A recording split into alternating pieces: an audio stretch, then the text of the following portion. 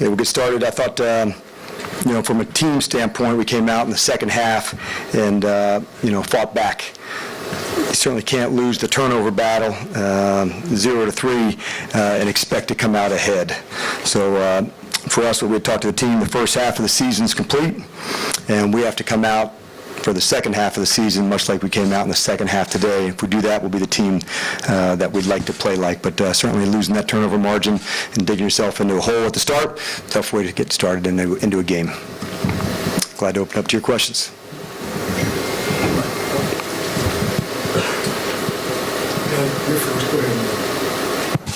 Thank you. Coach, anything, the poor start again in the first half, anything that led to that today, and the play of Matt Schaub coming back in the second half for y'all? Yeah, certainly, starting like that, we know the importance of getting out early and not have a wait-and-see mindset and mentality. And I thought, coming down, they got a field goal. We got to go answer right away. We weren't able to do that.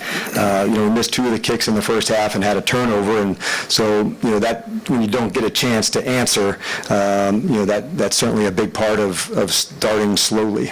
And then for the second half, I thought Schaub showed a lot of grit and a lot of toughness.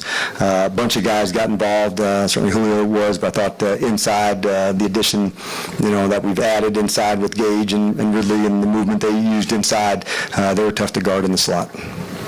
Coach, how tough is it, as a coach, when you watch that second quarter, it seemed like your defensive line just kind of got pushed off the ball. I mean, they were lined up correctly and everything, but they just kind of got pushed around. How frustrating is that for you as a coach to see that?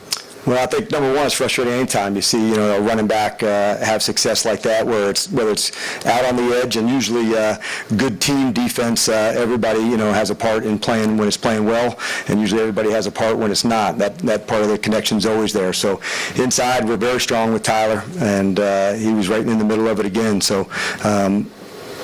Sometimes a play may start inside and winds out all the way to get back, which they had one of the long runs on that in the first half. So, we'll evaluate everything for sure.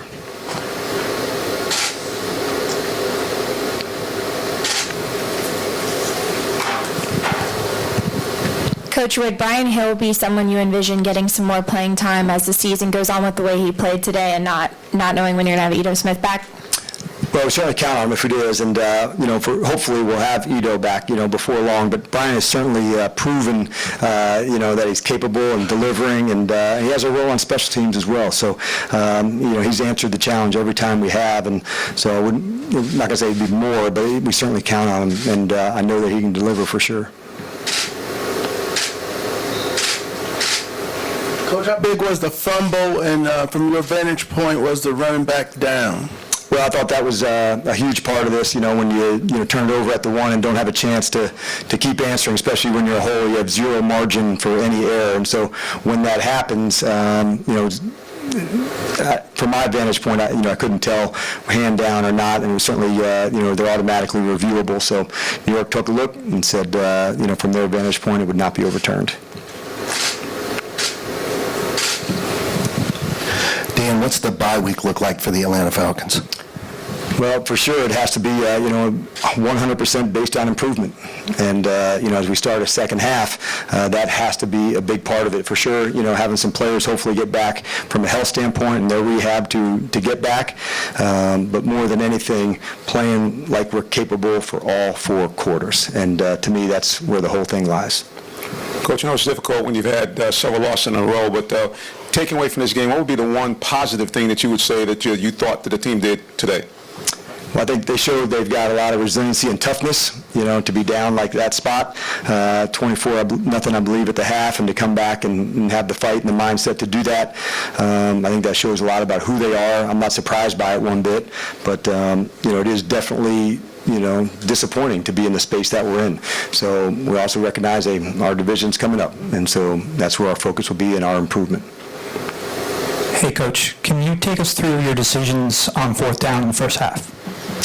I can't think of all of them, on the top for me, but I would imagine you're going for it or kicking. Yes, the 4th down, 4th and 1, you kick the field goal. Right. And then you win for it, 4th and 1 the next time from your own 33.